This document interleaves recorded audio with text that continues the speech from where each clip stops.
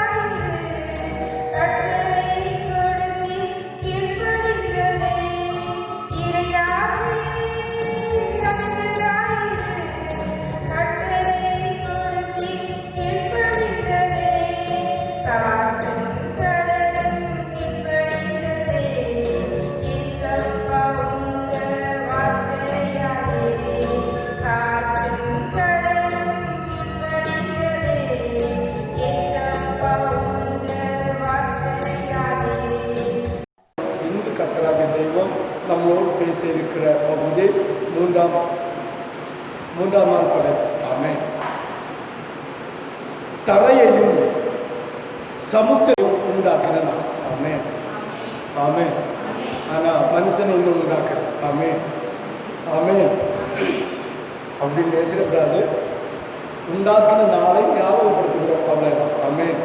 கர்த்தருடைய வல்லமை, கர்த்தருடைய மகத்துவம், கர்த்தருடைய கிரியை, கர்த்தருடைய இரக்கம், கர்த்தருடைய மகத்துவத்தை நம்ம ஞாபகப்படுத்துகிறோம். ஒரு விஷயம் ரிப்பீட் பண்ணி அதை நம்முடைய ஞானத்தில் கொண்டு வந்து இவ்வளோ வல்லமை உள்ள தேவன் எனக்கும் மகத்துவத்தை செய்வார், இவ்வளோ மகத்துவம் உள்ள தேவன் எனக்கும் விடுதலை தருவார், இவ்வளோ மகத்துவம் உள்ள தேவன் எனக்கு ஆசீர்வாதத்தை தருவார் என்று இருக்கிற சிந்தனை என்பது.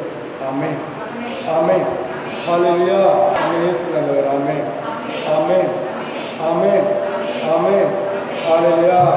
நம்ம இயேசு நல்லவராக இருக்கிறபடினால் கர்த்தராகிய தெய்வம் நம்மளை அனுதினமும் போஷித்து வழிநடத்தி இவ்வளவோ போராட்டம் உலகத்தில் வெட்டுக்கிளி வருது, புயல் வருது, சுனாமி வருது, என்னது கொரோனா வருது, தர்ணா வருது, வௌவால் வருதான், பன்னி வருதான், தக்காளி வருதான், என்னெல்லாமோ வருது. ஆயினும் நம்மை அவருடைய செல்ல பிள்ளையாக பாதுகாத்து அவருடைய சேட்டைகள் வைத்திருக்கிறார். அதுவே பெரிய கிருபை. ஆமென். இதை விட பெரிய அற்புதம் நமக்கு என்ன செய்யணும்? இதை விட பெரிய அடையாளம் என்ன செய்யணும்? ஆமென். ஹல்லேலூயா ஹல்லேலூயா. நம்ம இயேசு நல்லவர். ஆமென். ஹல்லேலூயா ஹல்லேலூயா ஹல்லேலூயா. பாருங்க, ஆதியாகமம் 1வது அதிகாரத்தில் 9 முதல் 13 வரை. ஆதியாகமம் 1வது அதிகாரம் 9வது வசனத்திலிருந்து 13வது வசனம் வரை அதனுடைய படைப்பின் மகத்துவத்தை சொல்லி இருக்கிறது. ஆமென். ஹல்லேலூயா ஹல்லேலூயா ஹல்லேலூயா ஹல்லேலூயா. ஆமென் ஆமென். பாருங்க, 9வது வசனத்தை வாசி. பின்பு தேவன் வானத்தின் கீழே இருக்கிற ஓரிடத்தில் சேரவும் விட்டாந்தரை காணப்படவும் கடவுள் என்றார். ஆமென். ஹல்லேலூயா ஹல்லேலூயா ஹல்லேலூயா. நம்ம இயேசு நல்லவர். ஆமென். அதாவது 2ஆம் நாள் படைப்பை முடிச்சு விட்டு இரவும் பகலும் வந்ததுனால மறுநாள் அவர் என்ன செய்கிறார்? எழும்பி இன்னும் என்ன படைக்கணும்னு ஆலோசிக்கிறார். ஆமென். இல்லையா? நிறைய படைக்கணும், அதில் இன்னைக்கு என்ன செய்யணும்னு ஆலோசிக்கிறார். தேவனே அடர்ந்த ஞானம் உள்ளவரே யோசித்து ஆலோசித்து ஒரு காரியத்தை செய்கிறார். நம்ம என்ன செய்கிறோம்? இன்னைக்கு எங்கே போனோம்? தேவனுடைய ஆலயத்துக்கு போகணும். எழுந்தினோன்னா நம்ம என்ன செய்யணும்? தேவனுடைய ஆலயத்துக்கு போகணும். தேவனுடைய ஆலயத்துக்கு போகணும்னு நம்ம யோசனையில் எடுத்து ஆமென். ஹல்லேலூயா, ஹல்லேலூயா. அப்ப தேவனை ஆராதிப்பதற்குன்னு இந்த நாளை நம்ம தீர்மானிச்சா இதுக்குள்ள உனக்கு எல்லா சூழ்நிலைகளையும் கொண்டு இணைஞ்சிடக்கூடாது, ஊற்றி வச்சிடக்கூடாது. அன்னைக்கு காலையில் எழுந்திரிச்ச உடனே துதிச்சு ஜெபிச்சு ஓய் நாள் ஒன்று வருகிறது, தேவனை ஆராதிக்கக்கூடிய நாள். அதிகாலை எழுந்திரிச்சதை துதிச்சு ஜெபிச்சு அந்த பிரசங்கத்தில் கூட சபையில் போகும்போது உனக்குன்னு ஒரு மகத்துவம் உன் இதயத்தில் வரும். கர்த்தருடைய வெளிப்பாடுகள். ஆமென், ஆமென், ஹல்லேலூயா. இது காலத்தில் எழுந்திரிச்சு சத்தமாங்க அந்த கண்டுபிடிச்சு அங்கே பேசி இங்கே பேசி அங்கே இருந்து பஸ்ஸு காத்து நின்று அது காத்து நின்று பஸ்ஸு கிடைக்கல அது கிடைக்க சொல்லல. ஆமென். கர்த்தரை ஆராதிச்சா கர்த்தரை ஆராதிச்சணும், பிசாச ஆராதிச்சா பிசாச ஆராதி. ஆமென், ஹல்லேலூயா, ஹல்லேலூயா, ஹல்லேலூயா. நம்ம இயேசு பாருங்க, இயேசு தெய்வம் மறுநாள் எழும்பி எவ்வளவோ படைப்பு இருக்கு, அதில் இன்னைக்கு என்ன படைச்சா மகிமையாக இருக்கும், நாளைக்கு இதுக்கு பொருத்தமாக என்ன ஆகும் என்பதை அவர் அடர்ந்த ஞானம் உள்ளவராக இருந்து யோசித்து கைகாரியங்களை செய்கிறார். நம்முடைய வாழ்க்கையிலும் ஒரு தீர்மானம் எடுக்க வேண்டுமானால், ஒரு யோசனை செய்ய வேண்டுமானால், தேவனுடைய பாதத்தில் வந்து காத்து இருந்து, தேவனுடைய பாதத்தில் வந்து காத்து, தேவனுடைய ஆலோசனையை கேட்டு, தேவனுடைய அன்பை இருதயத்தில் வைத்து அவருடைய ஆலோசனையின்படி நாம் செய்வோமானால், ஆமென், ஹல்லேலூயா, செய்வோமானால் அது நேர்த்தியாகவும் நன்மையாகவும் அது பரிசுத்தமாகவும் மகிமையாகவும் அது இருக்கும். இல்லாத பட்சத்தில் அது யோசனையும் தாறுமாறு, சிந்திப்பும் தாறுமாறு, செயல்பாடுகளும் தாறுமாறு, நம்முடைய வாழ்க்கையும் தாறுமாறு. கொஞ்ச நாள் அப்படி இருக்கும். என்னுடைய வாழ்க்கையை தான் நான் சொல்கிறேன். ஆமென். கொஞ்ச நாள் அப்படி டம் டம் டம் டம் டம் ஆடம்பரமாக இருக்கும், அவ்வளோ மகிமையாக இருக்கும். கையில் பார்த்தா ப்ரெஸ்லெட்டு, மூக்கில் பார்த்தா மூக்குத்தி, இல்லை இது கழுத்தில் பார்த்தா செயின், என்னெல்லாமோ இருந்துடும். ஆமென். மோதிரம் அது இது இருக்கும், புல்லட் இருக்கும், அப்படியே ஃபேன்ட்டு போட்டு கடைசி போட்டு இது பண்ணி அதெல்லாம் இருக்கும், ஜம்முன்னு இருக்கும். ஆனால் ஒரு கேன்சரில் வந்து வாழ்க்கை தொலைஞ்சு போகும். ஆமென். என்னுடைய வாழ்க்கையின் அனுபவம் அது. ஆமென். அப்போ நம்முடைய வாழ்க்கையில் தேவனுக்கு கொடுக்க வேண்டிய மகத்துவத்தை, தேவனுக்கு கொடுக்க வேண்டிய அன்பை, தேவனுக்கு கொடுக்க வேண்டிய செலுத்த வேண்டிய துதியை, கனத்தை செலுத்தாவிடில் என்னுடைய பழைய வாழ்க்கை தான், இதில் மாற்று கருத்தே இல்லை. என்னுடைய பழைய வாழ்க்கை எப்படி ஆனதோ அதுதான். அதில் ஒரு சிந்திக்கவும் ஒரு செயல்பாடுக்கும் இடமே இல்லை. ஆமென், ஹல்லேலூயா. இந்த பாடுகள் வரக்கூடாதுன்னா என்னை போலத்தான் அநேக தேவ பிள்ளைகளை அவர் தெரிந்தெடுத்து, பைத்தியங்களை தெரிந்தெடுத்து ஞானிகளை வெட்கப்படுத்துவதற்காக வைத்திருக்கிறார். ஆமென். இந்த மூன்றாம் நாளினுடைய படைப்பின் மகத்துவத்தை கர்த்தராகிய தேவன் அதிகாலையிலே எழுப்பி உட்கார்ந்திருந்து யோசிக்கிறார். இன்னைக்கு எதை படைக்கணும், இன்னைக்கு படைச்சா நாளையுடைய தொடர்பு எப்படி இருக்கும், இந்த 6 நாளைக்குள்ள எதையெல்லாம் இன்னைக்கு படைச்சா முடியும் என்பதை சிந்தித்துப்பார். நம்முடைய வாழ்க்கையில் இதை செய்யணும். ஆமென். அதிகாலையில் எழும்பி 1 மணிக்கு கர்த்தருடைய பாதத்தில் முழங்கால் போட்டு, ஒருவேளை முழங்கால் போட முடியலைன்னா எழும்பி நின்று தேவனுடைய பாதத்தில் உட்காரலைங்கி ஒரு பிரயோஜனம் இல்லை. எப்படி ஆத்தும ஆதாயம் நடக்கும், எப்படி ஆத்தும ஆதாயத்தை தேவனுடைய ஆலயத்துக்குள்ள கொண்டு வர முடியும், உன் வீட்டில் எப்படி சமாதானம் வரும், உன் வீட்டில் தகப்பன் குடிய எப்படி நிறுத்துவான், உன் வீட்டில் சண்டை இல்லாம எப்படி இருக்கும், நிச்சயமா இருக்காது. இருக்காதுன்னா இருக்காது. ஆத்தும ஆதாயம் நடக்காது. எத்தனை தான் ஜெபம் பண்ணாலும், எத்தனை தான் தரிசனம் கிடைச்சாலும், என்னெல்லாம் செய்தாலும் கர்த்தருடைய இரக்கம் சபைக்கு கிடைக்காது. சபை நடத்தணும். அவனுக்கு 1 மணிக்கு உறங்க கர்த்தருடைய நிம்மதியாக உறங்குதா?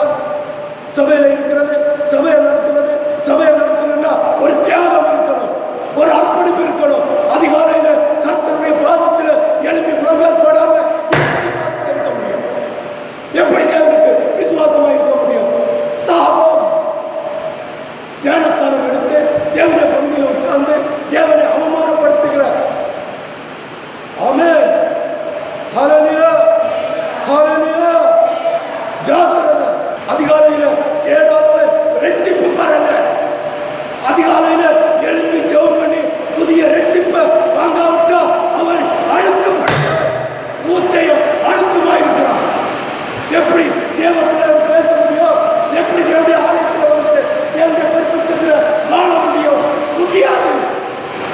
முடியாது. இவ்வளவு பாடுகள், தேசத்தில் இவ்வளவு உபத்திரவம், இவ்வளவு வியாபாரம் வந்துட்டோம். இன்னும் அதிகார ஜெபம் செய்யலன்னா அந்த பரிதாபம், அந்த பரிதாபம், அந்த பரிதாபம். ஜாக்கிரதை, ஜாக்கிரதை, ஜாக்கிரதை. ஆமென். ஹalleluya, ஹalleluya, ஹalleluya. கர்த்தராகிய தெய்வம் எழுந்திருந்து யோசிக்கிறார். நான் என்ன படைக்க வேண்டும், யாரை செய்ய வேண்டும், என்ன செய்ய வேண்டும் என்று தெய்வம் யோசிக்கிறார். பின்பு தேவன் வானத்தின் கீழே இருக்கிற ஜலம் ஓரிடத்தில் சேரவும். ஆமென். ஹalleluya, ஹalleluya. ஓரிடத்தில் சேரவும். ஆமென். மனுஷனை படைக்க வேண்டும், மனுஷனை உருவாக்க வேண்டும். என்னுடைய ஜனங்கள் இந்த உலகத்தில் பெருக வேண்டும், என்னுடைய ஜனங்கள் இந்த உலகத்தை ஆளுகை செய்ய வேண்டும். சமுத்திரம் என்கிற சமுத்திரத்தில் வாழ்கிற மச்சத்தை ருசிக்க வேண்டும். காட்டு மிருகங்களை, நாட்டு மிருகங்களை அவர்கள் வளர்த்து ஆதாயத்தை பெருக்க வேண்டும், மாம்சத்தை உண்ண வேண்டும். இவர்களுக்கு கோதுமை, பார்லி, அரிசி என்கிற உணவு பண்டங்கள் கிடைக்க வேண்டும் என்று அவர் ஏவலாயிருந்து, அவர் தாகத்தோடு இருந்து ஜலத்தை ஒதுக்குகிறார். சமுத்திரம் வேற, கட்டாந்தரம் வேற என்று. ஆமென். யாருக்காக? உனக்காக. உன்னுடைய வாழ்க்கை சிறப்பதற்காக, உன்னுடைய வாழ்க்கை ஐஸ்வர்யமாக இருப்பதற்காக, உன்னுடைய வாழ்க்கை மேன்மையாக இருப்பதற்காக, உன்னுடைய வாழ்க்கை மகத்துவம் உள்ளதாக இருப்பதற்காக மட்டும்தான். ஆனால் நீயோ ஜெபம் இல்லை, துதி இல்லை, அதிகாலை ஜெபம் இல்லை. அதிகாலையில் எழுப்பி காத்திருந்து புதிய பிரசன்னம், புதிய அரைல் முட்டை வாங்காம செத்து செத்து செத்து இருந்தா நீ ரட்சிப்பு பெறல. அழுக்கு மூத்தவ செப்பனியா 3வது அதிகாரம் 1வது வசனத்தில் வாசித்தா தெரியும். ஊத்தைய அழுக்கும் உள்ள நகரத்துக்கு ஐயோ. ரட்சிப்பின் முது ஒவ்வொரு நாளும் புது ரட்சிப்பு. உன்னுடைய ரட்சிப்பின் வஸ்திரத்தை புதுப்பிக்காமல் அழுக்கு படைஞ்ச ரட்சிப்பா இருந்தா கர்த்தருடைய பார்வைக்கு நீயோ நிர்வாணி, நிர்வாணி. வேதம் மெச்சமா சொல்லுங்க. ஆமென், ஆமென். ஒரு மனுஷன் கூட நல்லவன் இல்லை, ஒரு மனுஷன் கூட பரிசுத்தமானவன் அல்ல. ஒவ்வொரு நாளும் கரைகளையும் திரைகளையும் பாவத்தையும் அக்கிரமத்தையும் செய்து கொண்டிருக்கிற கயவனும் கயவத்தையும் மனுஷன். ஆனாலோ அது தினமுடைய பாவத்தில் இருந்து என் செல்ல தகப்பனை நான் செய்த தவறை மன்னிங்க என்று கேட்டு நம்முடைய ரட்சிப்பின் வஸ்திரத்தில் இருக்கிற அழுக்கை போக்கடிக்காமல் நீ தேவனுடைய ஆலயத்திற்கு, நீ உன்னுடைய குடும்பத்தில் உன் பிள்ளையோடு, உன் புருஷனோடு, உன் தாயோடு, உன் தகப்பனோடு முடிஞ்சு. ஆமென், ஆமென், ஆமென். நீதிமான்களை ரட்சிக்கப்படுவது அரிது. நீதிமான ரட்சிக்கப்படுகிறது அரிது. நீயும் நானும் எங்கே நிற்க போகிறோம்? பாவியும் துன்மார்க்கனும் எங்கே நிற்க போகிறோம்?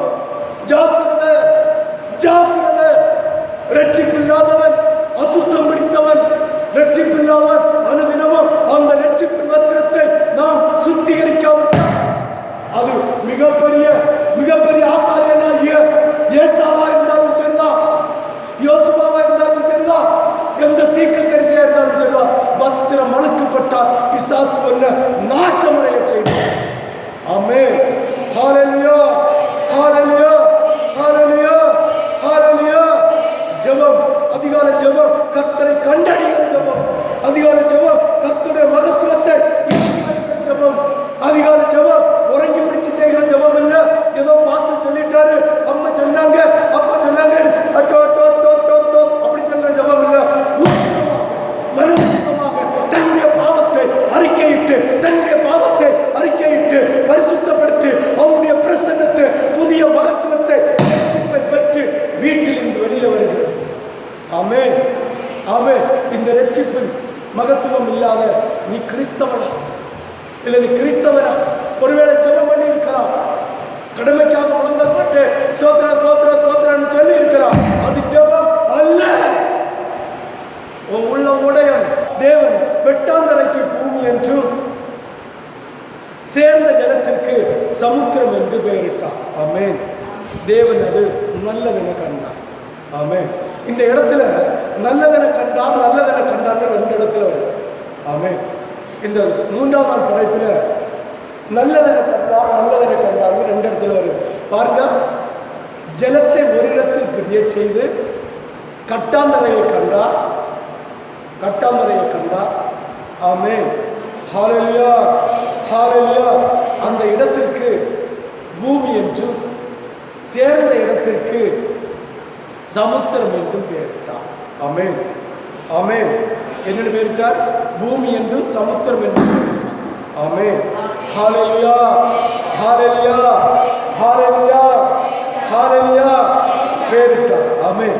இதை தேவன் நல்லதென்று கண்டாரா? ஆமென். நீ வாழக்கு பூமியில அதாவது அடிமட்ட நீரூற்று வருவதற்காக பூமி அதாவது நீர் பதம் உண்டாவதற்காக சமுத்திரத்தை உண்டாக்கி பூமியில் தாவரங்களையும் உண்டாக்கி கனி செடி கொடிகளை உண்டாக்கி நீ புசிப்பதற்காக இந்த நல்ல காரியத்தை செய்தார். ஆமென், ஆமென். ஹல்லேலூயா, ஹல்லேலூயா, ஹல்லேலூயா, ஹல்லேலூயா, ஹல்லேலூயா, ஹல்லேலூயா. பாருங்க, தேவன் அது நல்லதென்று கண்டார். பூமியையும் கட்டாந்தரையும் சமுத்திரமும் தண்ணி பிரிஞ்சு ரெண்டா விளைவி அது தண்ணி இருக்க வேண்டிய ஒரு இடமும் பூமி இருக்க வேண்டிய இடத்தில் தனித்தனி கண்டார்.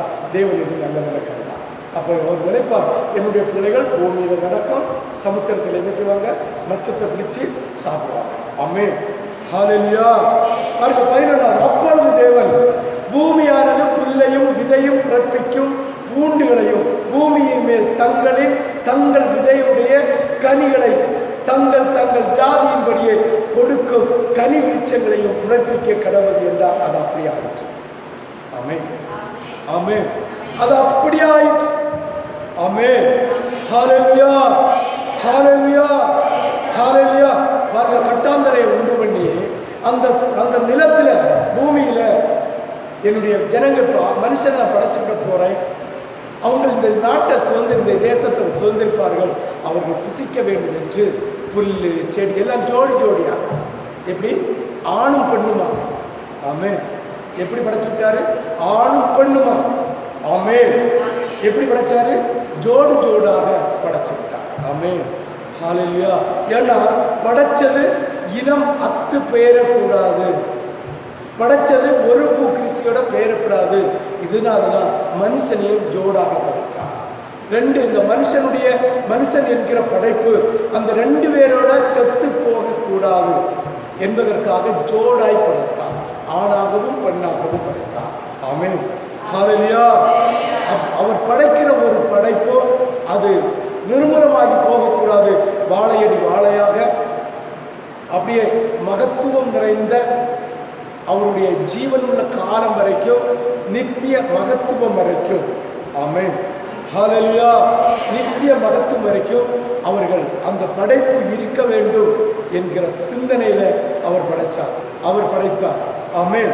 அந்த படைப்பை நம்ம கொச்சப்படுத்தியும் ஆமென். அவர் இந்த மனுஷன் ஓய்ந்து போகக்கூடாது, அவன் திரும்பவும் புது ஜனனத்தை, புது பிறப்பை, புது சந்ததியை உருவாக்க வேண்டும் என்கிற சிந்தனையோடு ஆணும் பெண்ணுமாக படைத்தார். ஆனால் நம்முடைய வாழ்க்கையை நிர்மூலமாக்கி கொண்டிருக்கிறோம். நாம் நம்முடைய வாழ்க்கையை அந்த பரிதாபத்தில் கொண்டு போகப்பட்டிருக்கிறோம். நாம் நம்முடைய வாழ்க்கையை நிர்மூலமாக்கி நரகத்திலே போய் பங்கடைந்து இனி இப்படிப்பட்ட மனித சந்ததியை இருக்கக்கூடாது என்கிற வாழ்க்கையில் வாழ்கிறோம். ஆமென், ஹல்லேலூயா, ஹல்லேலூயா, ஹல்லேலூயா, ஹல்லேலூயா, ஹல்லேலூயா. யோசிக்க வேண்டும், சிந்திக்க வேண்டும். ஆமென், ஆமென். நம்முடைய சந்ததியை அவர் ஆசீர்வதிப்பதுதான் நம்முடைய சித்தம், நம்மையும் ஆசீர்வதிப்பதுதான் சித்தம். ஆனாலும் நம்மையும் நம்முடைய சந்ததியும் அழிவு பாதைக்குள்ளே கொண்டு போகிறதற்காக நாம் நடக்கிறோம், உடுக்கிறோம், பேசுகிறோம், செய்கிறோம். ஆமென். அந்த தினமுடைய பாதத்திலிருந்து மகத்துவத்தையும் மகிமையும் பெற்றுக்கொள்ளக்கூடிய பாக்கியத்தை பெற்றுக்கொள்ளாமல். ஆமென், ஹல்லேலூயா, ஹல்லேலூயா, ஹல்லேலூயா. பாருங்கள் 12. பூமியானது புல்லையும் தங்கள் ஜாதியின்படியே விதையையும் பிறப்பிக்கும் பூண்டுகளையும் தங்கள் ஜாதியின்படியே தங்கள் விதையுடைய கனிகளை கொடுக்கும் விருட்சங்களையும் முளைப்பித்து தேவன் அது நல்லதென கண்டார். அப்ப இந்த படைப்புல 2 இடத்துல வருது, நல்லதென கண்டேன், நல்லதென கண்டேன். அப்ப இந்த 3ஆம் நாள் படைப்பு மகத்துவம் நிறைந்தது. மனுஷனுக்கு அத்தியாவசியமான படைப்பு. மனுஷன் உலகத்தில் வாழ்வதற்கேற்ற சமுத்திரமும் உலகத்தில் வாழ்வதற்கேற்ற பூமியும் இவன் வாழ்ந்து புசித்து குடித்து திருப்தியா இருக்க வேண்டிய அடுத்த பகுதியாகிய இந்த தாவரங்களையும் இந்த கனிவர்க்கங்களையும் படைத்து வைத்திருக்கிறார். ஆமென், ஹல்லேலூயா, ஹல்லேலூயா. அப்ப இந்த நாள் ஒரு மகத்துவமான நாள். ஆமென். உங்கள்ட்ட பொண்ணு பொருளை கர்த்தர் கேட்கல, உங்களுக்கு இருக்கிற நேரத்தில் எனக்கு தர வேண்டிய மகத்துவத்தாருங்க. சாத்ராக் மேசாக் ஆபேத்நேகோ தானியேல் ஏன் சிங்கக்கவியும் தீச்சுளையும் ஜெயித்தார்கள்? அவருடைய ஜெபம், அந்தி சந்தி மத்தியானம் அதிகாலை ஜெபத்தை ஒரு நாள் கூட அவங்க தவறல்ல, ஒரு நாள் கூட தவறல்ல. தானியேல் சிங்கத்தை அடைச்சிட்டாரு கர்த்தர் கூட, உண்மைதான். 3 பேரையும் தீச்சுளையில போட்டுனா அவங்க முடி கூட கசங்கல, உண்மைதான். ஏன் அந்தி சந்தி மத்தியம் அதிகாலை ஜெபம் கர்த்தருக்கு சிறைப்பிடிச்சு கொண்டு வந்து சொந்த நாட்டில இருந்து சிறைப்பிடிச்சு கொண்டு வந்து கைதிகளாக ஜெயில போட்ட பிறகு அடிமையாக நடத்தின பிறகு அவங்களுடைய தேவனாகிய நம்முடைய கர்த்தராகிய தெய்வத்தை வழிபடுகிற முறை அவர்கள் தவறவில்லை. சும்மா சொல்லிடக்கூடாது. சிங்கள் செல்லுனம் நிறைய சொல்லலாம். தானியேலை போல என்னை பாதுகாத்து தாங்கப்பா, தானியேலை போல ஜெபம் பண்ணிக்கிறீங்களாப்பான்னு அவர் கேட்பார். சாத்ராக் மேசாக் ஆபேத்நேகோ போல எங்களை தீச்சுளைக்கு பாதுகாத்தது போல எங்களுடைய நெருக்கடிகளை பாதுகாத்து தாங்கப்பான்னு கேட்பியா? அவர் கேட்பாரு, சாத்ராக் மேசாக் ஆபேத்நேகோ எனக்கு செய்த அர்ப்பணத்தை போல நீ செய்தியான்னு கேட்பாரு. தாவீதை வழி நடத்தினது போல என்ன நடத்துவான்னு கேட்பேன். தாவீது செய்த தியாகம், தாவீது செய்த அர்ப்பணம், தாவீது எடுத்த வைராக்கியம் உன்னிடம் இருக்கணும். ஆமென். இயேசுவே உம்மை போல மாற்றும். ஆராதனை நேரத்தில் கரங்களை வசத்தி கரங்களை அசைத்துதலும் உம்மை போல மாற்றும். நிச்சயம் மாற்றணும். இயேசு செய்ததுல ஒரு அம்சமாவது நீ செய்தியா?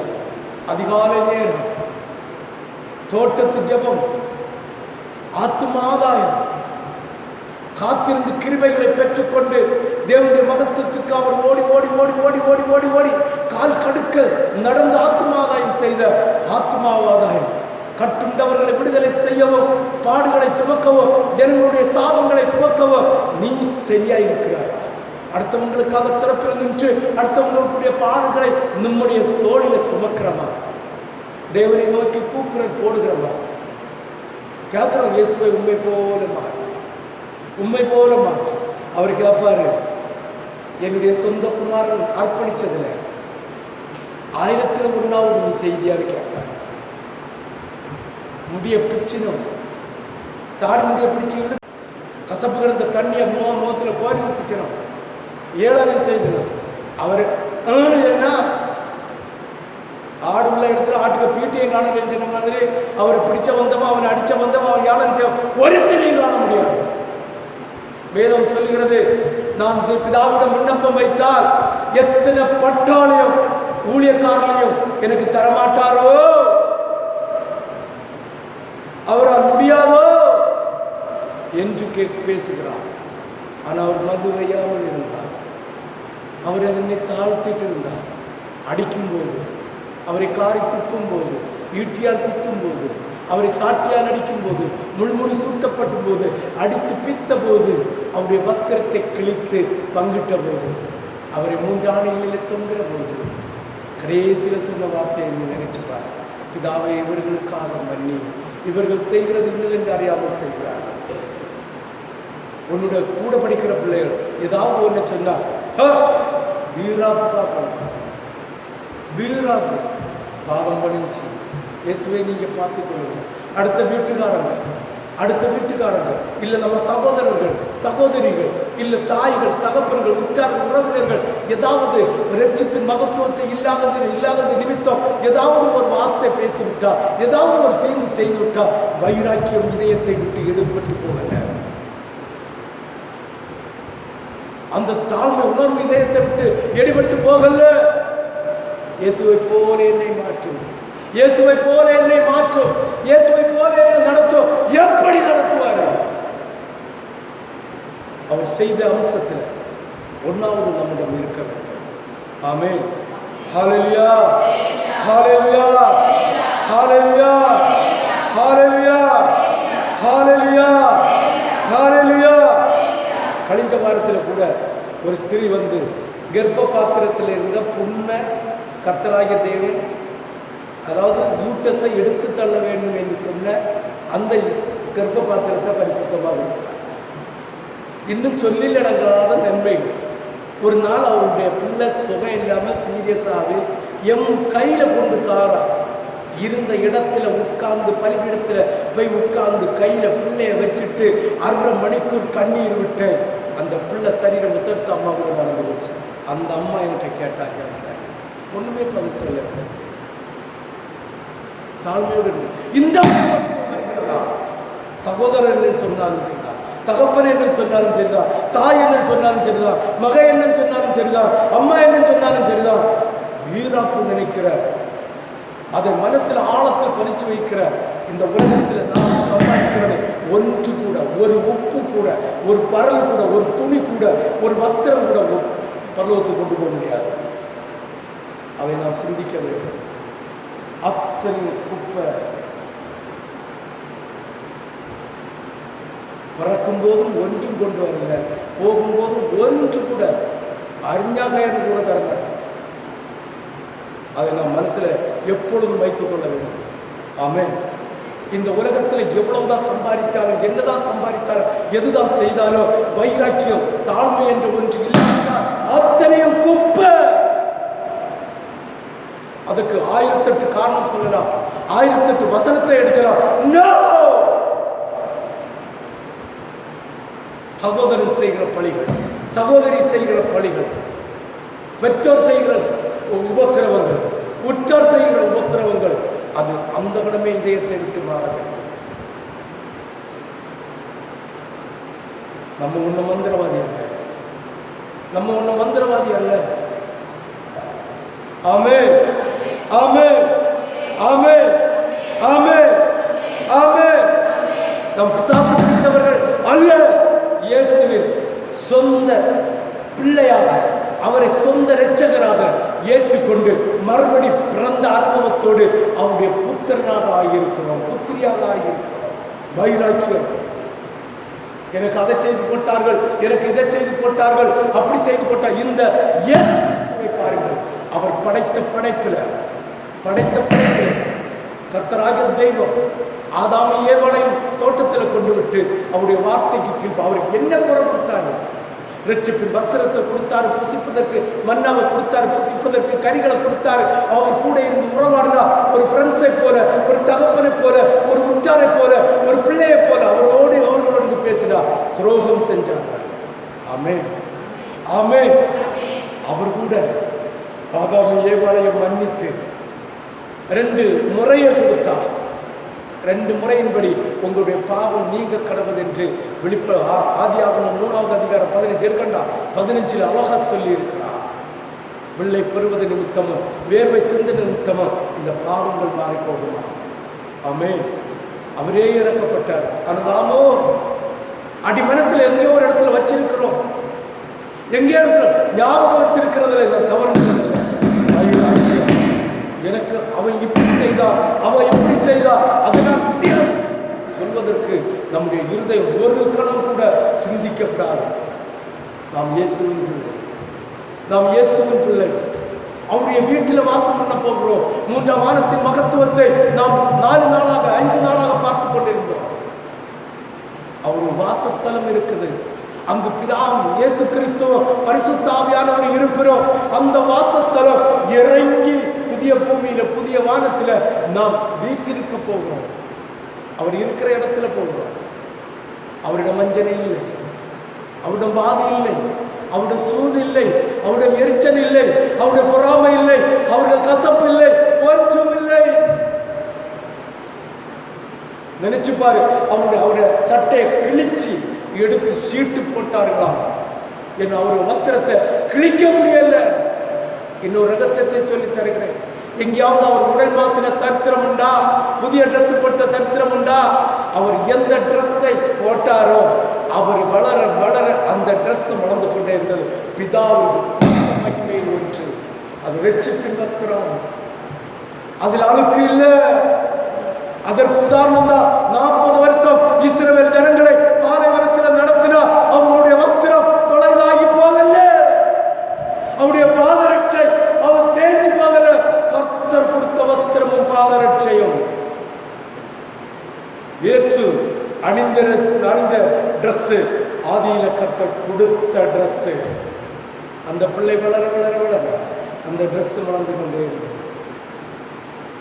அதை கிழித்து சீட்டு போட நின்றார்கள், முடியல. கிழித்து பங்கச்ச நின்றார்கள், முடியல.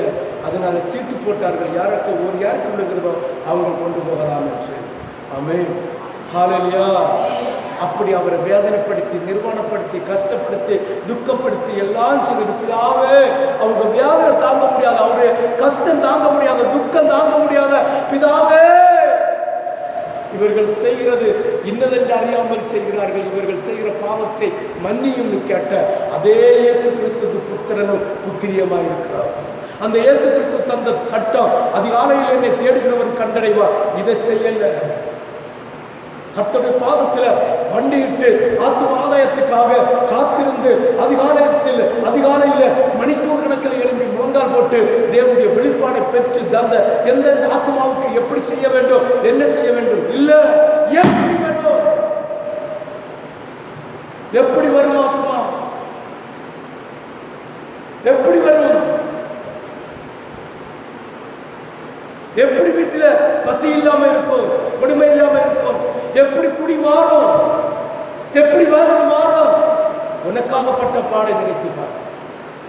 அவர் செல்ல மடியில் இருந்து செல்ல பிள்ளையாக உட்கார்ந்து அப்படியே பிதாவுடைய மடியில் குதூகூலமா, உன் பிள்ளைய போல அல்ல, என் பிள்ளைய போல அல்ல, அவ்வளவு குதூகூலமா இருந்த குமாரனை அவர் உனக்காக எனக்காக தந்தறினார். அவர் பட்ட வேதனை கடைசி வரை அவர் தன்னை தாழ்த்திட்டு போனார். அந்த தெய்வம் உனக்காக படைத்து வைத்திருந்த நாள் இது 3ஆம் நாள், அது செவ்வாய்க்கிழமை. நல்லதென கண்டேன் என்று கர்த்தராகிய தெய்வம் இருமுறை சொல்லப்பட்டிருக்கிறது. இந்த செவ்வாய்க்கிழமை உங்களுக்கு நல்ல நாள். ஆமென், ஹல்லேலூயா, ஹல்லேலூயா, ஹல்லேலூயா. எல்லா நாளும் நல்ல நாள் தான். ஒன்னும் தீங்குள்ள நாள் இல்லை. சனியை முடிச்சிடும், வெள்ளி ஓத்திரம் வந்துடும், செவ்வாய் பேய் வந்துடும். நோ, ஆமென். எல்லா நாளும் நல்ல நாள். ஆனாலும் கர்த்தராகி தேவன் நல்லதென கண்டேன் என்று சொன்னதுனால் யூதர்கள் எல்லாம் திருமணமும் நல்ல காரியங்களும் அந்த காலத்திலே வைத்ததே இந்த செவ்வாய்க்கிழமை தான் வைத்தார்களாம். இந்த முறையை மாற்றினதே யூதம் தான், பிராமணன். ஆமென், ஆமென். அவனுக்கு கீழே அடிமைப்பட்டு இருக்க வேண்டும் ஜனங்கள் என்று, நல்லது நடந்துவிடக் கூடாது என்பதற்காக இந்த பட்டம் செய்த தாரித்திரியமான ஒரு கிருத்திரமம் தான். ஆமென், ஆமென் சொல்லு. செவ்வாய்க்கிழமை கல்யாணம் பண்ணிட்டு செவ்வாய்க்கிழமை வச்சு பாரு. நல்லதென கண்டேன் என்று 2 முறை சொல்லி. ஆமென், ஹல்லேலூயா, ஹல்லேலூயா, ஹல்லேலூயா.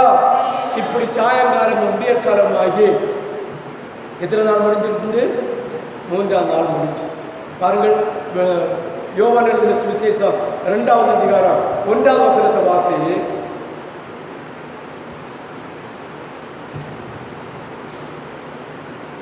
யோவான் 2:1. 3ஆம் நாளிலே, அது வாரத்தின் 3ஆம் நாளில் செவ்வாய்க்கிழமையிலே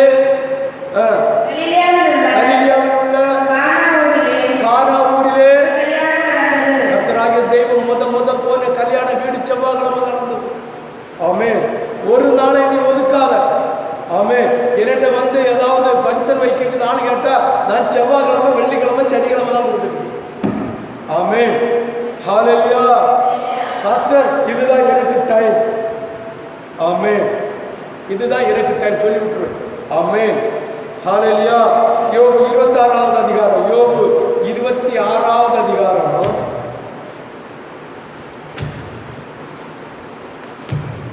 யோபு 26 10-14 வாசிப்போம்.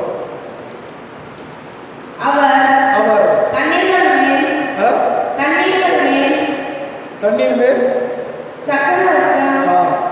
அவர் தண்ணீர் மேல் ஆமென் ஹல்லேலூயா சக்கரவட்டம் தீர்த்தார். ஆமென் ஹல்லேலூயா ஹல்லேலூயா. வெளிச்சமும் இருளும் முடியும் மட்டும் அப்படியே. ஆமென். வாசி 11வது அவருடைய கண்டிதத்தால் வானத்தின் தூண்கள் அதிர்ந்து தத்தளிக்கும். கண்டிதம் வானத்துக்கு கூட அவர் கண்டிதம் வச்சிருக்கிறார். எப்படி? வானத்துக்கு கூட கண்டிதம் கண்டிப்பு வச்சிருக்கிறார், எச்சரிப்பு வைத்திருக்கிறார். அவருக்கு சொல்லுக்கு வானம் கீழ்ப்படியாவிட்டாலும் அதிர்ந்து நிர்மலமாகிவிடும். ஆமென். அவர் படைச்ச வானத்தையே அவர் அப்படி வைத்திருக்கிறார் என்றால், அவர் உட்கார்ந்திருக்கிற சிங்காசனத்தின் வானத்தையே அவர் அப்படி வைத்திருக்கிறார். ஒன்னையும் என்னையும் எப்படி வைப்பார்? எம்மாத்திரம் அசஞ்சிரும். அசஞ்ச முடிச்சு போச்சு. ஆமென் ஹல்லேலூயா. அவருடைய கண்டிதத்தால் வானத்தின் தூண்கள் அதிர்ந்து தத்தளிக்கும். அவர் தமது வல்லமையினால் சமுத்திர கொந்தளிப்பை அமர பண்ணி தமது ஞானத்தினால் அதன் மூர்க்கத்தை அடக்குகிற தேவன். ஆமென். கடலில் நடந்து வந்து கொண்டிருந்தார். படகு மேல் யாரும் உட்கார்ந்து தூங்கிட்டு இருந்தார். ஒரே ஒரு வார்த்தை, கொந்தளிக்காத இறையாத என்று அதட்டினார். சமுத்திரத்தை அதட்டுகிற தெய்வம் ஒரே ஒரு தெய்வம், அது நம்முடைய கர்த்தராகிய இயேசு கிறிஸ்து மட்டும்தான். அவ்வளவு வல்லமை உள்ள தேவன், அவ்வளவு மாட்சிமை உள்ள தேவன், அவ்வளவு பராக்கிரமமான தேவன். சமுத்திரத்தை அதட்டி கீழ்ப்படிய வைக்கிற தெய்வம். அவரை நாம் அசால்ட்டை பண்ணுகிறோம். அவரை வணங்குவதற்கு நாம் உதாசீனப்படுத்துகிறோம். அவரை இருதயத்தில் வேண்டிக் கொள்வதற்கு நாம் காலதாமதமாகிறோம். வைராக்கியம் என்கிற ஒன்று நம்மிடம் இல்லை. நாம் இயேசுவை ஒரு விளைபொருளாக நினைச்சிருக்கிறோம், அமுத சுரபி பாத்திரமாக நினைச்சிருக்கிறோம். அந்த பாத்திரத்தை எப்படி வச்சலாம், என்ன வச்சலாம், நமக்கு தேவைப்படும்பா என்னது ஒரு பஞ்சகத ஜீவன் இல்லை, அதுல இருந்து வரும். அதை நம்ம வேண்டிக் கொண்டோம். இயேசுவை அப்படி ஒரு பாத்திரமாக நம்ம நினைச்சிருக்கிறோம். அவர் ஒன்னே இறக்கப்பட்டது நிமித்தம் சிலுவை பாறை ஏற்றுக்கொண்டாரை தவிர அவர் வைராக்கியம் உள்ளவர், அதிகாரம் உள்ளவர், எரிச்சல் உள்ளவர், தண்டிக்கிறவர், அவர் எச்சரிக்கிறவர். ஆமென் ஹல்லேலூயா ஹல்லேலூயா. ஜனங்களுடைய பாவத்தை போக்கணும், ஜனங்களுடைய சாபத்தை போக்கணும். ஐயோ, நான் என்னுடைய சாயலை படைச்ச என்னுடைய ஜனங்கள் நிர்மூலமாகி போகிறார்களே என்று உணர்வோடு தான் அந்த தாழ்மையை ஏற்றுக்கொண்டு அந்த தாழ்மையோடு சிலுவை பாடை சுமந்து உன்னுடைய ரட்சிப்புக்காக தான் கஷ்டப்பட்டாரே தவிர அவர் கஷ்டப்பட வேண்டிய தெய்வம் அல்ல.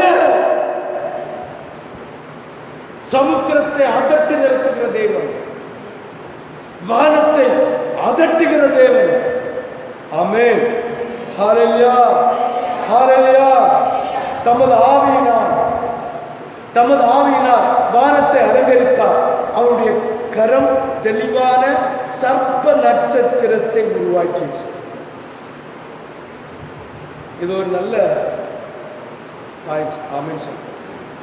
வானத்தில் சர்ப்ப நட்சத்திரம் இருக்கிறதா? விஞ்ஞானிகளுடைய கண்டுபிடிப்புல ஆமென் ஹல்லேலூயா ஹல்லேலூயா ஹல்லேலூயா. நீங்கள் கண்டுபிடிப்பு சரித்திரத்தில் பாருங்கள். உங்கள் ஸ்கூல்ல எல்லாம் சொல்லி தந்திருக்கலாம், ஒருவேளை மறந்திருக்கலாம். ஆமென். பெரும் விலங்கு விண்மீன் கூட்டம் உண்டு என்று கண்டுபிடிச்சு ஆராய்ச்சியாளர்கள் வானத்தில் பெரும் விலங்கு விண்மீன் கூட்டம் உண்டு நம்முடைய வேத புஸ்தகத்தில் எழுதி வைத்திருக்கிறார். ஆமென் ஹல்லேலூயா. ஆமென். சர்ப்ப நட்சத்திரங்கள் அவர்கள் கண்டுபிடித்த பாருங்க, பெரும் விலங்கு கோள்கள் கூட்டம் உண்டு என்று கண்டுபிடித்திருக்கிறார்கள். ஆமென். பெரு விலங்கு விண்மீன்கள் கோள்கள் உண்டு என்று கண்டுபிடித்திருக்கிறார்கள். ஆமென் ஹல்லேலூயா. தமது ஆவியினால் வானத்தை அலங்கரித்தார். அவருடைய கரம் தெளிவான சர்ப்ப நட்சத்திரத்தை உருவாக்கிற்று. இதோ இவைகள் அவருடைய கிரியைகள் கடைக்கோடியானவைகள். அவரை குறித்து தாங்கள் கேட்டது எவ்வளவு கொஞ்சம். அவருடைய வல்லமையின் இடிமுழக்கம் அறிந்தவன் யார்? நம்ம அறிஞ்சது கொஞ்சம்தான். அவருடைய வல்லமை மகத்துவம், வல்லமை மாட்சிமை அறிந்தது கொஞ்சம்தான். அத்தனை அறிந்தவன் யார்? அறிய முடியாது. கடலின் ஆழத்தை அறிந்தால் தேவனுடைய கிரியைகளை, தேவனுடைய மகத்துவத்தை நாம் கண்டுபிடிக்க முடியும். அவர் இந்த நேரத்தில் இப்படி இருக்கிறார், இந்த நேரம் கண்டுபிடிக்கவே முடியாது. ஆமென். அதில் ஒரு நாள் தான் இந்த நாள், கண்டுபிடிக்காத நாள் தான் இந்த நாள். ஆமென். ஹல்லேலூயா, ஹல்லேலூயா. நீதிமொழிகள் புஸ்தகம் 8வது அதிகாரம் 8வது அதிகாரம் அதன் 23-30 வாசித்து கேட்கிறோம். பூமி உண்டாகும் முன்னர் கர்த்தராகிய இயேசு கிறிஸ்துவுடைய மகத்துவத்தை பாருங்க. இயேசு கிறிஸ்து யார் என்பதை புரிந்து நம்ம நினைக்கிறோம், இங்க வந்தாரு, சிலுவையில் அரைஞ்சாரு, மரணப்பட்டார், ஒரு மனுஷனை போல இருந்தார், தேவனுடைய அபிஷேகம் பெற்றார், தேவனுடைய கிருபையில் அவர் இப்போ நம்ம உயிர்த்தெழுந்து போகிற போல அவர் உயிர்த்து. பாருங்க, பூமி உண்டாகும் முன்னும் ஆதி முதல் இந்த உலகம் என்று ஒன்று தொடங்கின நாள் முதல். ஆமென், ஆமென். பூமி உண்டாகும் இன்னும் ஆதி முதற்கொண்டு அனாதியாய் நான் அபிஷேகம் பண்ணப்பட்டேன் என்று கர்த்தராகிய இயேசு கிறிஸ்து அறிக்கை போடுகிறார். ஆமென், ஆமென். அடுத்த வசனத்தை பாருங்க. ஆழங்களும் ஜலம் புரண்டு வரும் ஊற்றுகளும் உண்டாகும் முன்னே நான் ஜெனிவிக்கப்பட்டேன். ஆமென். ஐஸ்கட்டியின் காலத்திற்கு முன்னாலே இந்த வெள்ள பிரளயம் உண்டாகி, அப்படியே ஐஸ்லாண்ட் என்கிற இந்த கட்டி உண்டாகி, அப்படியே வெள்ளம் ஊற்றெடுத்து வர முன்னாலேயே கர்த்தராகிய தேவன் ஜெயிக்கப்பட்ட உருவாக்கப்பட்டார். ஆமென். ஹல்லேலூயா, ஹல்லேலூயா. மலைகள் நிலை பெயர்ந்து போவதற்கு முன்னும், குன்றுகள் உண்டாவதற்கு முன்னும் அவர் பூமியை, அதன் வெளிகளையும், பூமியில் உள்ள மண்ணின் திரள்களையும் உண்டாக்கும் என்றும் நான் ஜெனிவிக்கப்பட்டேன். ஆதியும் அவரும் வந்தவரும் அவர்தான். இயேசு கிறிஸ்து சொன்ன வார்த்தைக்கு குணங்க அவருடைய அந்தி சந்தி ஜபங்களையும், அதிகாலை ஜபங்களையும், அவருடைய அர்ப்பணிப்பையும், அவருடைய மகத்துவத்தையும் நாம் செய்யாவிட்டால் அந்த பரிதாபம் ஜபம் ஏறெடுத்தால் ஜீவனோட ஏறெடுக்க வேண்டும். இல்லாவிட்டால் ஜபம் செய்யாமல் தற்பொண்டு போகலாம். ஆமென். செய்கிற ஜபம் ஜீவன் உள்ளதாக இருக்க வேண்டும். ஆமென், ஆமென். பாருங்க, அவர் வானங்களை படைக்கையில் நான் அங்கே இருந்தேன் சொல்லுகிறார். பிதா வானத்தை படைச்சும் போதும் அங்க இருந்தாரா? ஆமென், ஹல்லேலூயா. அவர் சமுத்திர விலாசத்தை வட்டணிக்கையிலும் பிளான் போட்டு, சமுத்திரம் என்ன வடிவம்? வட்டம். எந்த இடத்துல சமுத்திரத்தை பார்த்தாலும் பூமி அதை தொட்டது போல இருக்கும், சந்திரன் அதை தொட்டது போல இருக்கும், சூரியன் அதை தொட்டது போல இருக்கும். நம்ம சொல்றோம் கன்னியாகுமரியில் மறையுது. ஒரு இடத்துலயும் அது மறையாது. ஆமென். சமுத்திரம் வட்ட வடிவமானது. ஆமென், ஆமென். ஹல்லேலூயா, ஹல்லேலூயா, ஹல்லேலூயா. பாருங்க, அவர் வானங்களை படைக்கையிலும் அங்கே இருந்து, அவர் சமுத்திர விலாசத்தை வட்டணிக்கையிலும் வடிவமைக்கையிலும் நான் அங்கிருந்து உயரத்தில் மேகங்களை ஸ்தாபித்து சமுத்திரத்தின் ஊற்றுகளை அடைத்து வைக்கையிலும் நான் அங்கிருந்தேன். ஆமென், ஹல்லேலூயா, ஹல்லேலூயா, ஹல்லேலூயா, ஹல்லேலூயா. சமுத்திரம் ஜலம் தன்னை கரைய விட்டு மீறாதபடிக்கு அதற்கு எல்லையை கட்டளையிட்டு பூமியின் அஸ்திபாரங்களை நிலப்படுத்துகையிலும். ஆமென், ஆமென், ஹல்லேலூயா. நான் அவர் அருகே செல்ல பிள்ளையாயிருந்து. எப்படி இருந்தாரா? நம்ம பிள்ளைய போல. நாம் 10 மாசம் சுமந்தெடுத்து வளர்த்த பிள்ளைக்கு எவ்வளவு செல்லம், எவ்வளவு அருமை, எவ்வளவு பாசம் கொடுத்து அருமை கிருமியமா வளர்த்து கொண்டிருக்கிறோம். இதே போல அல்ல, பிதாவுக்கு செல்ல பிள்ளையா இருந்தாரா? ஆமென். பாருங்க 30வது வசனம். நான் அவர் அருகே செல்ல பிள்ளையாயிருந்து நித்தம் அவருடைய மனமகிழ்ச்சியாயிருந்தது. அவருடைய மனமகிழ்ச்சியாயிருந்தது எப்போதும் அவர் சமூகத்தில் களி கூர்ந்து கொண்டிருக்கு. அந்த இயேசுதான், அந்த இயேசுதான் உனக்காக ரத்தம் சிந்தினார்.